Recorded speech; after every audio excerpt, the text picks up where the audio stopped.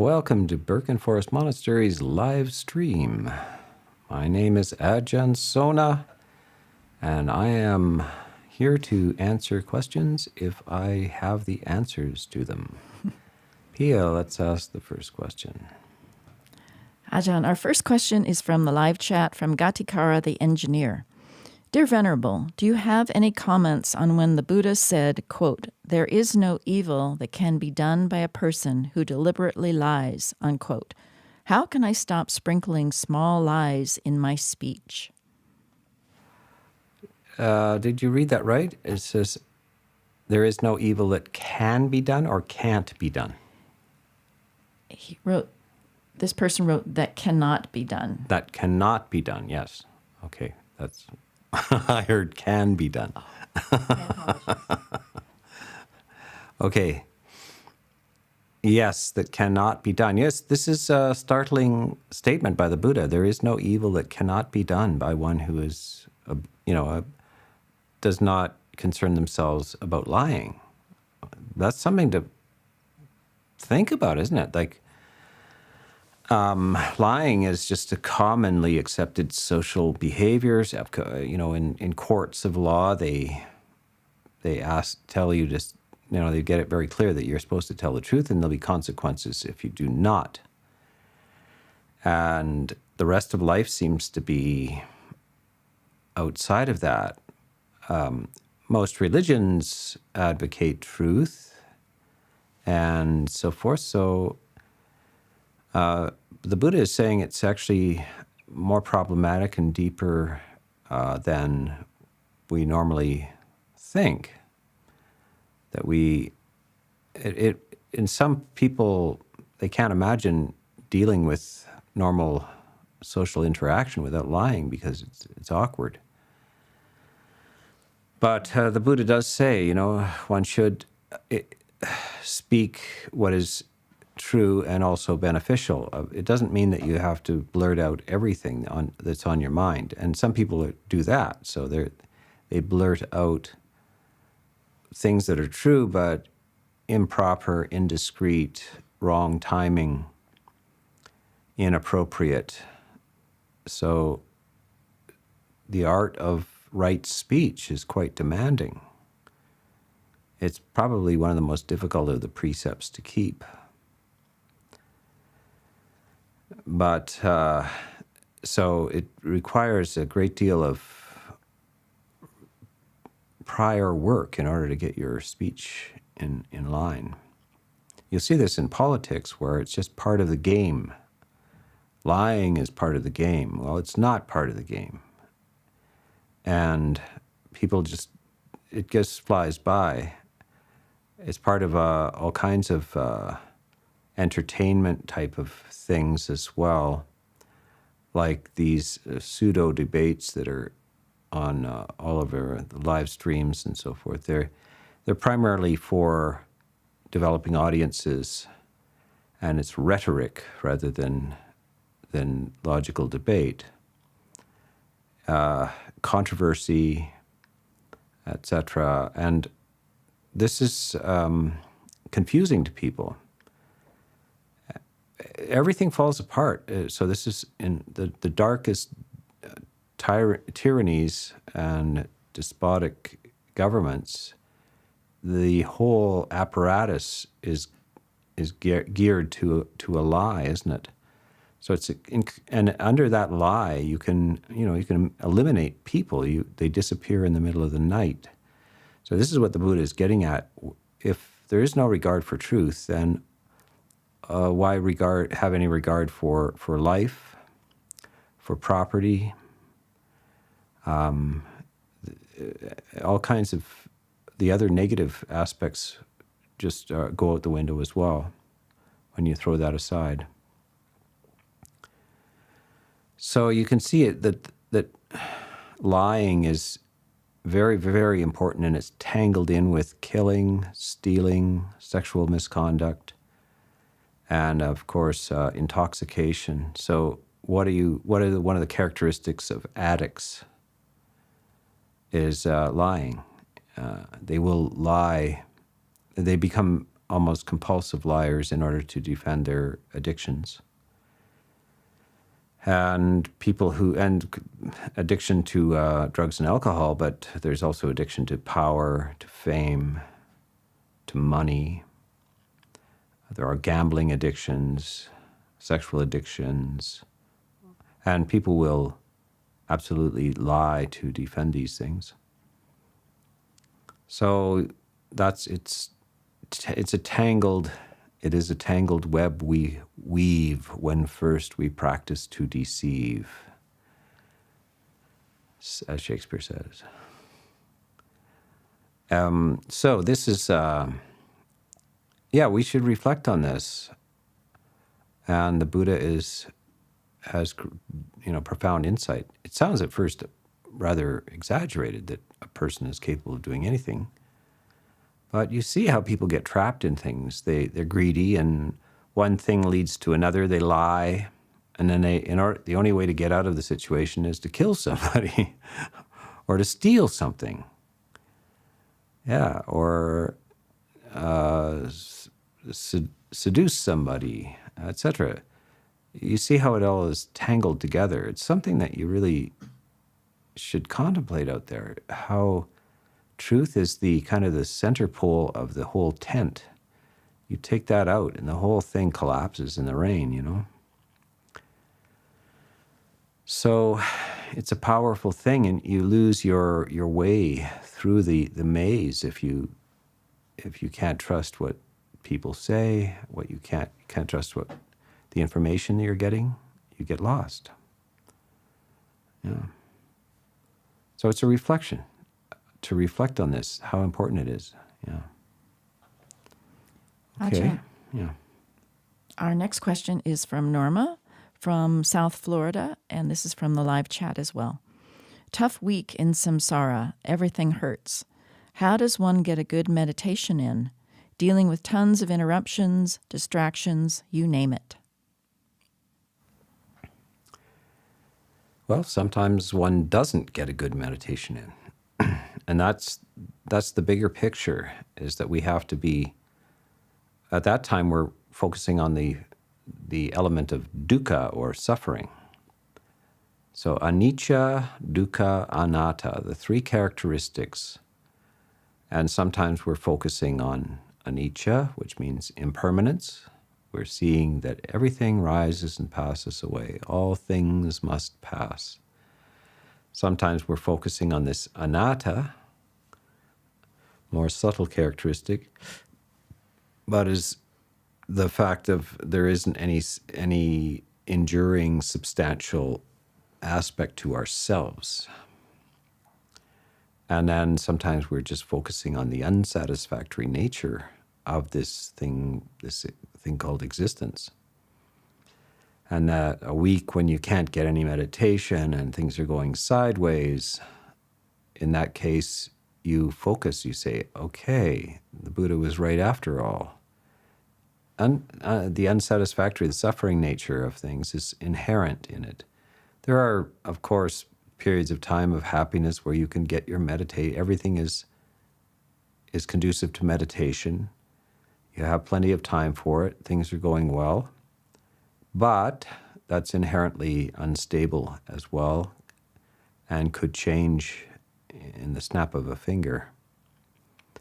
So that allows us to contemplate. When we can't get the time to meditate and everything is going the wrong direction, that's when we're highly aware. We have a heightened awareness of suffering, of the problems of things. And then we can turn that's a positive thing. It motivates us to say, just a wee minute here. I've got to find windows to contemplate this, to find my way out of it. Now, this happens to people, and it's not productive. So they suffer. They have the same kind of.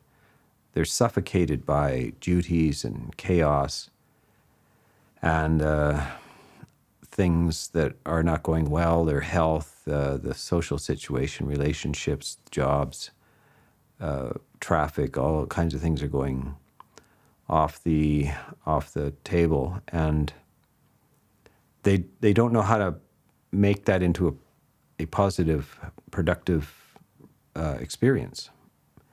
They are blankly, have no strategy for contemplating suffering.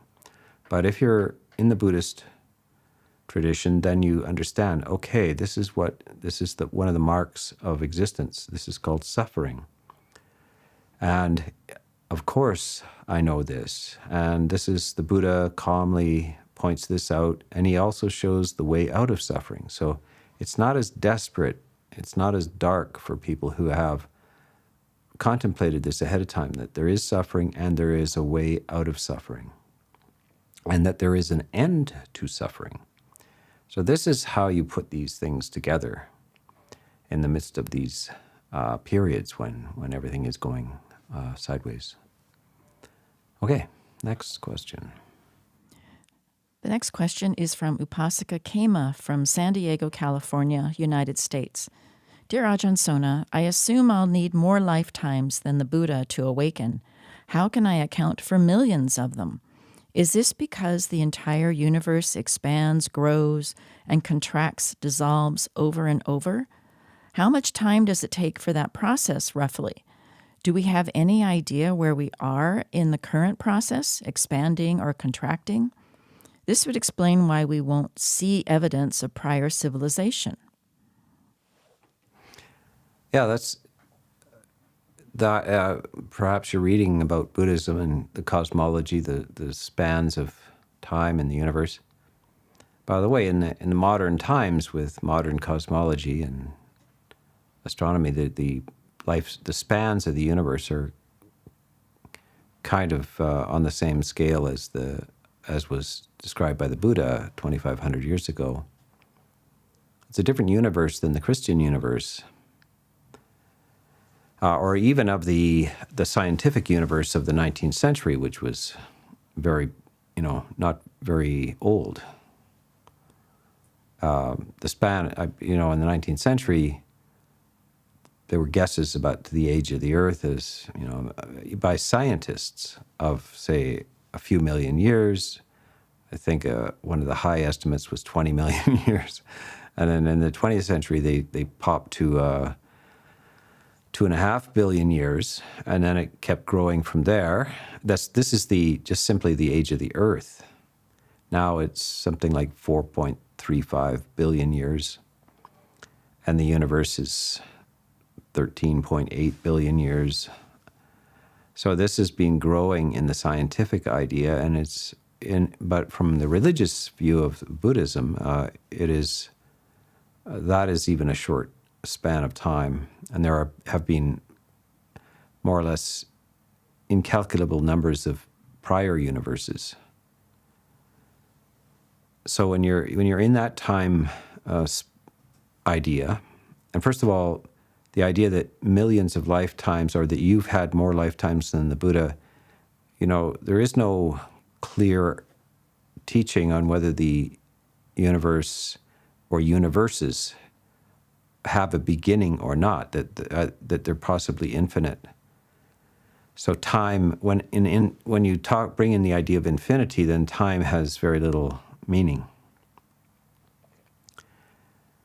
Yes, you've had more lifetimes than the Buddha, a few now, because there is no possible way of calculating the beginning of your series of lifetimes. That's as incalculable as the beginning of the universe. The Buddha talks about remembering, or kind of intuiting, multiple foldings and collapses of universes, and having existed in those. So, yeah, it's not possible to compute these numbers of lifetimes. But one should, although there's a sense of almost eternities, at the same time there's an urgency. In the midst of this infinite time span, there's an urgency. We have an opportunity to hear Dhamma now and recognize there's a way out of this endless series of birth and death. And it behooves us to take the advantage of that, take the opportunity now in this life for doing that. Yeah. That question, there was any more to it than that? In terms of asking if we know that if we're expanding or contracting now, any idea where we are in that current process? In this universe, well, from a scientific point of view, it seems fairly young. And these time spans for this universe, from the Buddhist point of view, are very, very extraordinarily long. The universe, by the way, so, I'm not intrinsically interested in physics or astrophysics, but I'm actually interested in what modern science says only because I'm interested in the Buddhist descriptions of the universe. But yes, I've looked up some of the predictions for the length of time that this universe will take to sort of dissolve completely, and it is 10 to the 145th. So 10 with 145 zeros after it in terms of years before it turns to mist.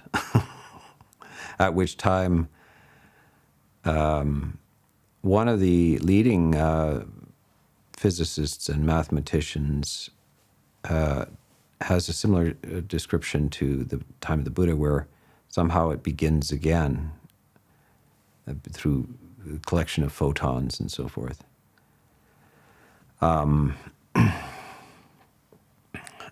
Which is similar to the Buddha. So 10 to the 145th, that's, you remember that, say, a billion years has got 9 zeros after it. A trillion has 12 zeros. A quadrillion has 16 zeros. Quintillion has 20 zeros. No, 19 zeros. 145 zeros. It's completely unimaginable. So we're actually near the beginning of this universe just from an astrophysics point of view, and so probably something like that in terms of the Buddhist view as well. Yeah. Okay. The next two questions are combined because they're of similar themes. One is from Terry in New York City, and the second is from Lando in Kamloops. Could you provide advice from the Buddha or yourself on starting and ending each day? I usually listen to Dhamma talks just before bedtime. Is this a wise practice, or should this time be left for setting the mind? That's an excellent practice, and the Buddha recommended that well. Monks are basically, the prescription is that the first thing in the morning you recite some of the suttas. You bring them to mind and keep them in mind by reciting them. So in many monasteries you'll hear chanting in the morning. So that's a way to start the morning. And then after the chanting, then there's the silent period of meditation. I mean, in the monastic life, that's all that you have to do is practice these things. So however many monks get together, and it's a way to awaken yourself by reciting these memorized words of the Buddha, and then in quiet you do silent meditation. And then there's an evening time for chanting as well, a recitation of these sublime sort of truths and advice about life. And then quite often in the evening, there'll be a Dhamma talk by a senior monk. I give retreats here. It might be a 10-day retreat or even a 2-week retreat. And every night I give a talk. And the talk is sort of the hour before one goes to sleep. And it's a way of focusing the mind on the big and important issues of life and the solutions of the problems of life. So yeah, at home, it's very good to practice that. One prescribed meditation also is on loving kindness before going to sleep. And that sets the mind up for a good sleep. So the first three benefits of the deep practice of loving kindness and goodwill, and especially the last hour before one sleeps, is that you sleep well, you wake well, and you do not have nightmares. And the reason is that this practice of goodwill makes you feel safe. If you have a sense of friendliness towards all these beings, and of course, many of these beings would like to kill you and eat you, or manipulate you and so forth. It's hard for most people to understand why you should have goodwill towards beings that might have hostile intentions towards you, but it's you that benefits. You're the one that benefits from the sense of safety, because loving kindness or friendliness is the sense of safety.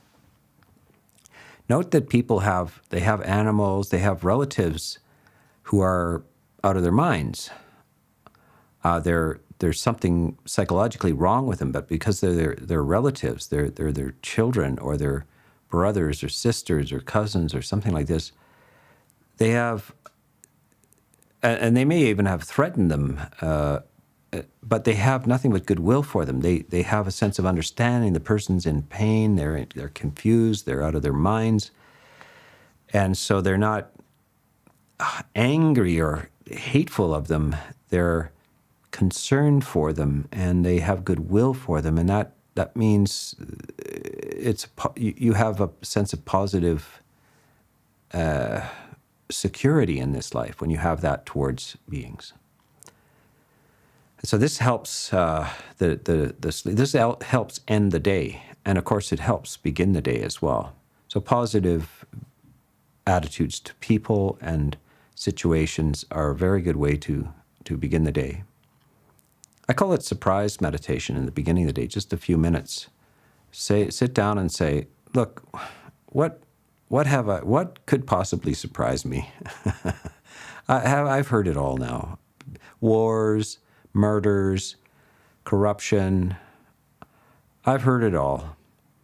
And I'm not surprised.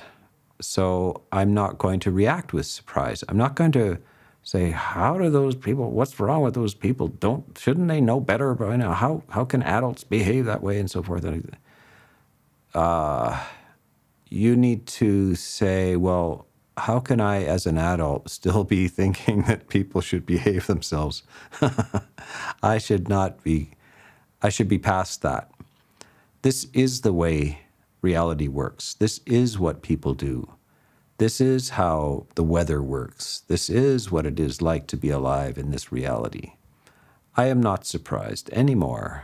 And to be shocked, angry, resistant to reality is just to suffer. So I think I'll quit doing that and give up trying to run the universe, and I will just get real about the universe and decide, how do I want to feel in the midst of this life of mine? I prefer the feeling of warmth and friendliness, lack of fear, ease, positive emotions, and so I shall engage in them in the midst of the slaughter that goes on every single day on this planet.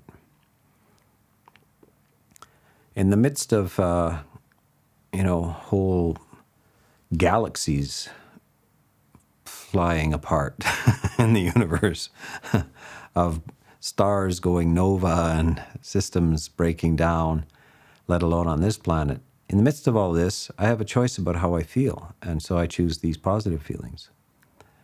And that's what I begin my day with and how I end my day.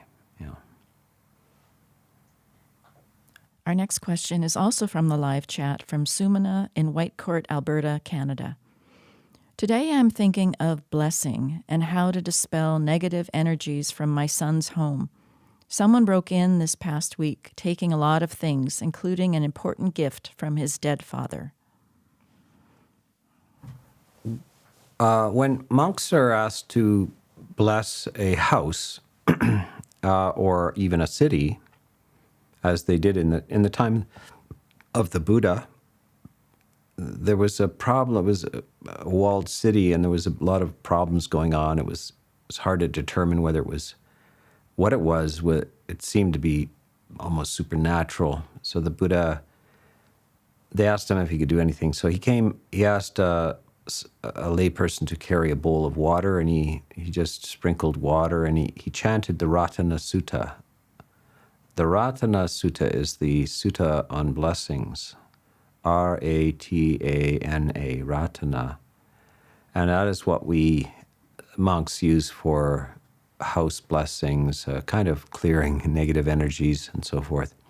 So you also, either you can play it, like get a recording of monks chanting the Ratana Sutta and just go around the house with your son if you want, and just sprinkle water. Get him to carry the bowl and you sprinkle water. And just every area, every corner of the house, say, look, let's free ourselves from any kind of negative vibes here. And you go around the outside of the house and the inside, and have monks chanting the Ratana Sutta in the background, play the recording. Yeah, it can give a very cleansing feeling. Yeah. Ajahn, the next question is from Christopher from Newfoundland, Pennsylvania, United States. Should we have unlimited compassion and patience for those who disrespect and belittle us? Yes, and in a sense, it's not the patience, the unlimited patience is not for them, it's for you. Patience is one of the most problematic sufferings is impatience. So patience, Kanti is, in Pali, the Kanti is patience. And it's one of the highest virtues, to be patient. That is, and it doesn't mean that you're gritting your teeth and enduring something. It means that you're relaxed. What is impatience is the opposite. Is like you're fighting reality. You want this reality to go away. You can't wait till it goes away. There's something you don't like and you want it to go away. And you're just creating internal tension. But there's no need to do that, because it's you that feels it, not your enemies, not anybody who hates you. They would rejoice if you were impatient with them. So you decide, okay, I'm not going to give my enemies any satisfaction whatsoever. I'm not going to be impatient with them. Whatever they say is their business. If they are demeaning towards me, if they say bad things, it's not my problem, it's their problem. They're suffering, by the way. If they're angry and they don't understand this, guess who's suffering? Them, not you. So you don't oblige them to suffer. You don't oblige them to feel negative emotions. You turn away from them towards those who would wish you well, or towards the Buddha or somebody like that who is uplifting to you and advising you to how to feel better in this very life. So that's, free yourself from this negative emotion, this impatience, because it does you no good. And this is one of the great breakthroughs in life. You realize, oh, wow, I thought I had to feel a certain way about people who felt negative things or said negative things about me. It turns out I don't have to. I'm free. They're not. So get free. Get free now. Okay, next question, Pia. The next question is from Kamatak in, I believe, in Los Angeles, California. Dear Ajahn Sona and team, from the Bay Area, my apologies. Can you please comment on Lord Buddha's views on humor and laughter? Are there prescribed guidelines? My loved ones get irritated when I laugh. Yeah, well, sometimes people who are in a bad mood. They don't like it when somebody else is in a good mood. Laughter, there's a whole range of types of humor.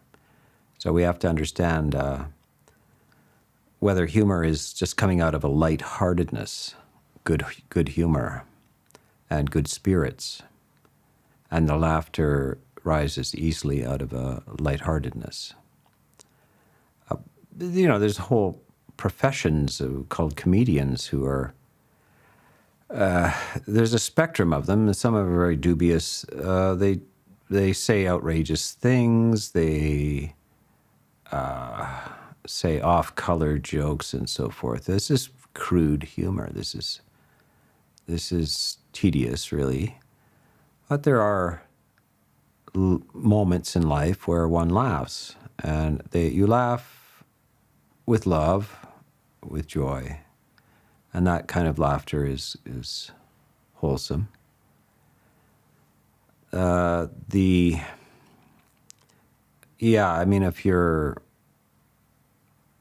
I'd have to know the situation, what kind of laughter you have, whether it's compulsive or a grating type of laughter, mocking type of laughter, or whatever. But if it's just lightheartedness and they're just a very grim bunch of humorless people, then that's their problem. Perhaps you need to seek the company of those who appreciate your lightheartedness. Our next question is from Lake in Portland. In the fire sermon, the Buddha advises experiencing revulsion to become dispassionate towards objects of craving. How does one experience revulsion without aversion? Revulsion is a strong translation of nibbida, I think. Let's say that it's a loss of attraction rather than the opposite, revulsion. That's very strong. It sounds like you're about to throw up, That can happen, of course. You can have revulsion even to things that you liked before. Some people who are alcoholics and so forth, when they do get over their previous addictions, they actually have a revulsion even to the smell of alcohol, which is all right, but it'd be better to just have simply a lack of attachment to it. So the neutral, the series of words is revulsion, dispassion. So dispassion, by the way, is you're not sort of in a state of apathy or deadness. You are in a state of lightness and joy because you don't feel any craving for anything. You feel satisfied and content, and that's what dispassion is. The lack of the sense of lack. You are no longer in lack, and now you feel full, complete. And that's a lovely experience, and that's dispassion. It's not dullness or boredom. It's a lack of feeling empty. You feel full. Yeah. Our next question is from Upasaka Jojakan from Istanbul, Turkey. It is often stated that Buddhist practice often leads to a kind of dispassion towards the world, bodily pleasures, and worldly pursuits. It is also described in the texts that sort of dispassion provides the practitioner with pleasure. But can we differentiate this kind of dispassion from ordinary laziness? We can sometimes neglect even our strongest desires out of laziness, since it creates such a powerful habit energy. Yeah, there is no equivalence between laziness and dispassion. I talked about it in the previous question. Dispassion should not be thought of as inertia or apathy or laziness. It has nothing to do with that. Dispassion is freedom from problematic emotions, passions. So some people can't get this. idea. Passion. People want to live passionately. They don't understand there's something other than passion versus depression. Those are two extremes. There is something in between which is actually very, very beautiful and can be sustained. And so you don't have to be in a race all the time, in a competition all the time, seeking, craving. This is the nature of drama. So all the movies and the books are all about this tension of will the person get what they want, and they want this so badly. Are they willing to suffer for it? Can they get it? This kind of boy meets girl, boy loses girl, boy gets girl. That's the whole plot of the romantic movie. But what if boy doesn't care about the girl to begin with? Boy doesn't lose girl, boy doesn't get girl, boy is happy. Girl is happy. Everybody's happy. You don't have to make the $1 million or any of that, It's more, how are you well? Are you well, happy, and peaceful? That is dispassion. That's just another word. It's just poor English. It's the wrong translations of these words and these ideas. So you really have to understand what is meant by this. And to understand it, it's called the factors of enlightenment. What are the emotions that an enlightened person feels? And there is a talk on the 7 factors of enlightenment, which is 7 talks, I think. Is it 7? 6 talks on the 7 factors of enlightenment by somebody called Ajahn Sona on this very channel. Please look at that to see how positive the emotions of the enlightened person are. They swing between joy and serenity. That's all. It's just nothing but joy and serenity. So don't think about it as, there is no laziness. Energy is always there. That's one of the factors of enlightenment, energy. You're energized. You're joyful. You become very serene, but still energized. Never lazy. Never. Yes. Next question is from the live chat from Upasika David. How does one proceed from the apprehension of anicca and dukkha to that of anatta? Is it simply a matter of more meditation? The 3 characteristics, anicca, dukkha, anatta. Anicca is impermanence. Dukkha is unsatisfactoriness or suffering. Anatta is the absence of an enduring self, a real self which goes through time. Of the 3 characteristics, the easiest, some people most easily grasp impermanence, anicca. The other easily grasp dukkha. If you have a lot of suffering in your life, dukkha is very easy to see. Anatta, selflessness, non-self, or no self, is the most difficult to grasp. It is the most demanding intellectually to get. And so, according to the descriptions in the suttas and commentaries, most people get their glimpse of enlightenment through impermanence or suffering, and then eventually the anatta or selflessness is revealed to them.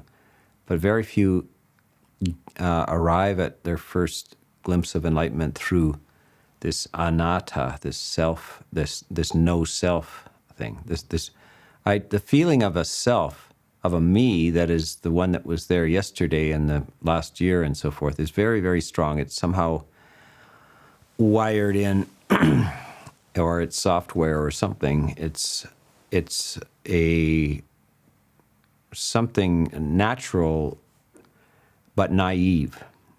There's a lot of things that we kind of feel about reality which are not true. It turned out on closer inspection, they don't turn out to be true.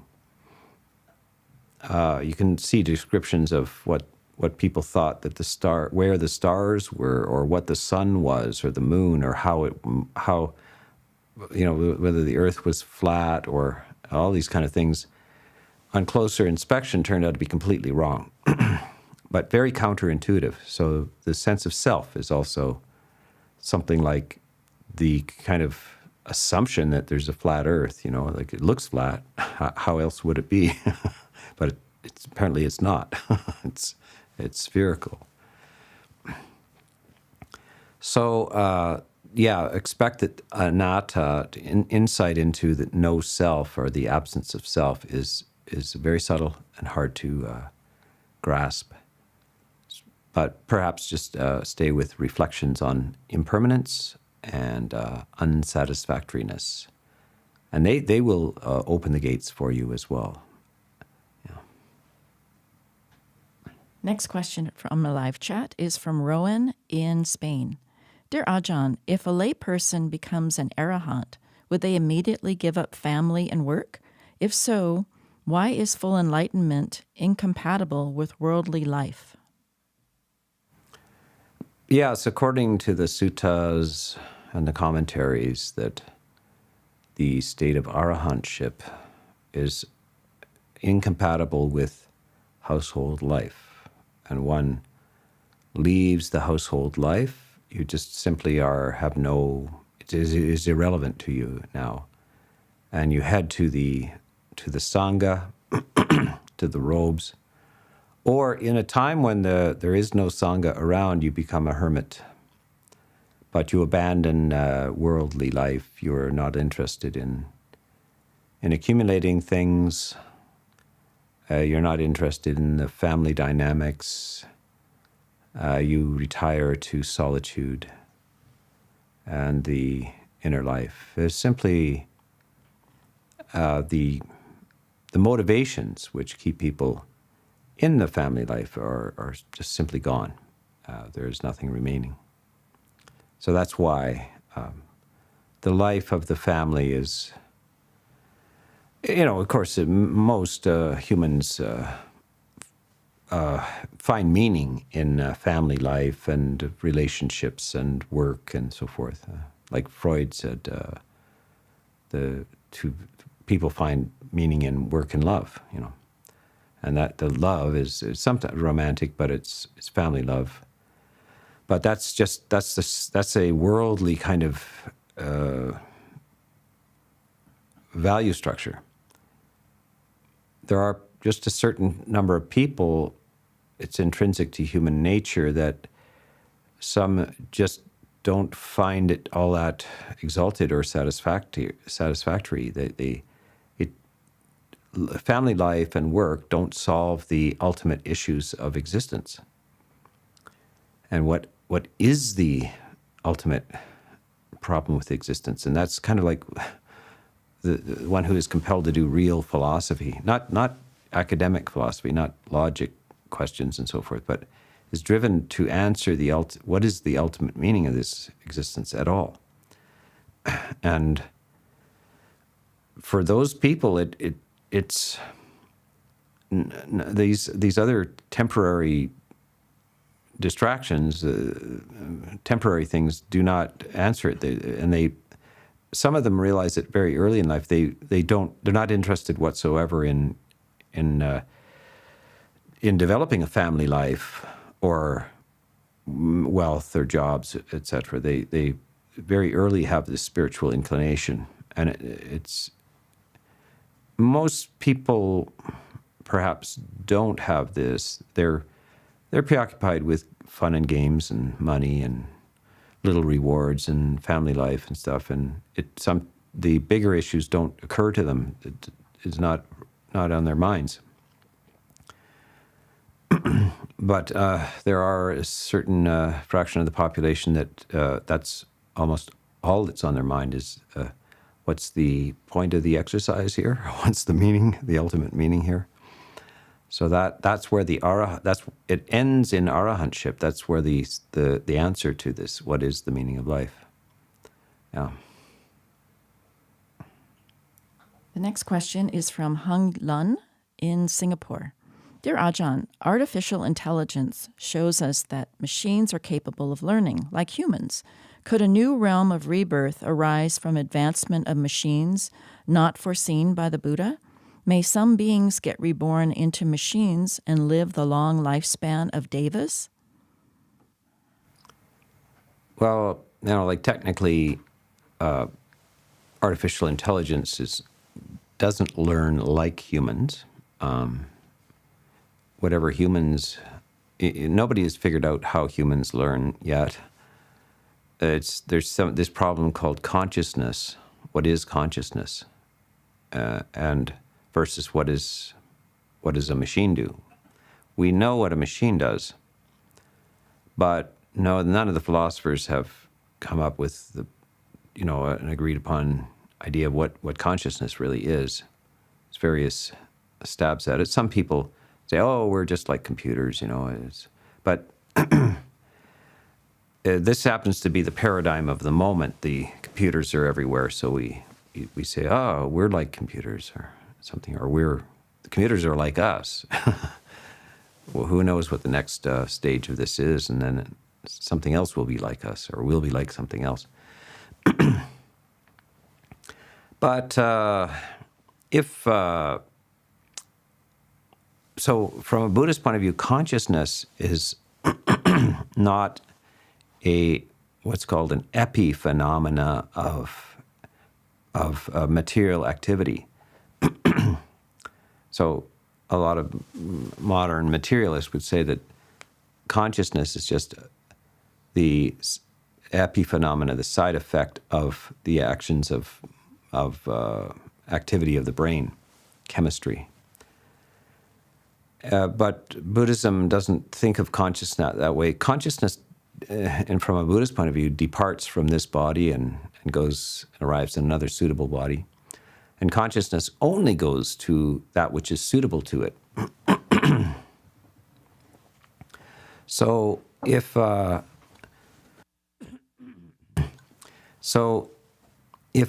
consciousness, if something could be designed that is compatible to consciousness, a machine, maybe a brain in a vat kind of thing, is a suitable home for consciousness, then yeah, it could enter that. So this discussion is two different things. One, the Buddhist idea is that consciousness is a sort of independent, subtle substance, and whereas in the mechanical world, the reductionist world, consciousness is no other than it's just simultaneous product of material processes. And so there are two different ideas about consciousness. But I think consciousness, if it was ready to enter into a machine like a deva, why wouldn't it just become a deva? Deva, interestingly, the deva world is described as spontaneous. Birth you just arrive fully developed in the deva realm. It's kind of like, imagine like a very good dream. when you wake,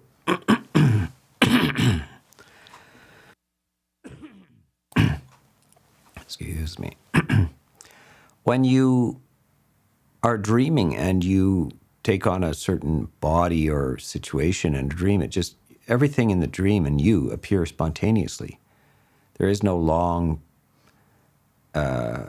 pre-production. You don't have to go through a womb to enter into the dream world. And just like that, in the heavenly world, you are spontaneously appear there. And like a dream, everything is like a very, very good dream. Everything is remarkable. The normal laws of this life are suspended. You're light, you can fly, whatever you wish appears, astonishing things happen. So that is what consciousness can do, and consciousness can go and be fully immersed in such situations. It's not really a stretch. You do it every night in dreams. what if consciousness could depart the body and do the same thing and leave the body behind? And it creates a whole structure, some sort of representation of a body, but a very beautiful one, light, untroubled, etc. So this is, I don't know why it would enter a machine particularly in order to have this experience when it has its own capabilities that are much superior to that. This is all speculation, by the way. So it's an interesting question, though. Yeah. Okay, let's have another question, Pia. Our next question is from the live chat from Alistair. Is emptiness just, quote, essencelessness, unquote, or is there more to it? If I understand that no phenomena is, quote, something, unquote, by itself, and identities are merely thoughts, does it mean I realized emptiness? Yes. That's the kind of, the realization of emptiness is like the realization of selflessness, yeah. But the problem about the word emptiness is kind of like, and you see this a lot used in the Mahayana traditions, vast emptiness. Physicists even speak of this when you analyze material like a table. In reality, it's mostly vast space. There's hardly any particles in what appears to be solid, and those particles, those atoms and so forth, are really changing all the time, and they have parts which are changing all the time and dissolving and so forth. So, even from the physicist's point of view, everything is empty, but that doesn't really change the physicist. The physicist still has a drinking problem, issues with his wife, is ambitious to climb the physicist ladder and so forth. So the physicist doesn't seem to apply this to himself or herself. So Anata is where we really seriously apply this to our very self. It's, I don't exist.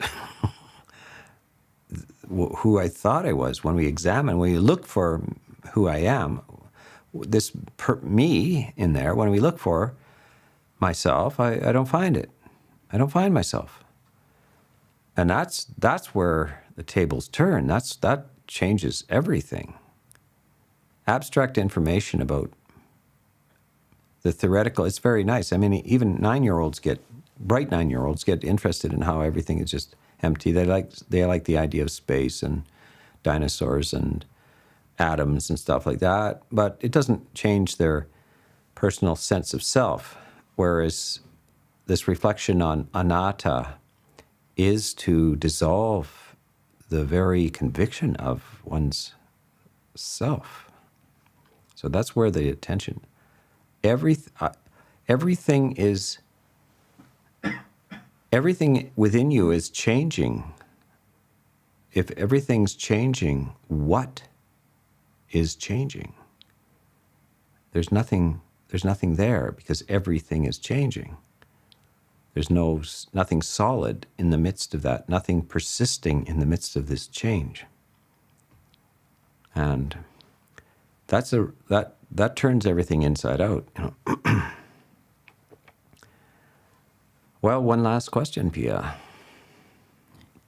Ajahn, our final question today is from the live chat from Hagen. I'd like to get some help with a situation where I'm still living with my partner who is seeing another guy. I'm dealing with the emotional damage and a way out of the relationship, splitting the home up. So your partner is seeing another guy. Your partner is seeing another guy. Yeah, well, why are you there? What are you hanging around for? It's over. Get over it. It's over. Move on. That's not mutual affection. Unless there's a perfect agreement on both parts that it is fine and wonderful. If that's the case, okay. There's lots of cultures where something other than monogamy is the standard. But if your standard is not that, if you're up for a monogamous relationship, then there is no mutual affection, and that's really the only good reason for continuing the relationship: mutual affection. So you need to move on and find somebody who has mutual affection for you, and you want a commitment to a monogamous relationship. Seek that out. It's not the only way that humans function, but if it's not satisfactory to if your partner's flirtations or whatever, if polyamory is not conducive to your ideas of relationship, then you move on. You go. Yeah, that's all there is to it. You tell them. Ajahn Sona said, "I gotta go." Okay, that's it for today, and we intend to be back next week.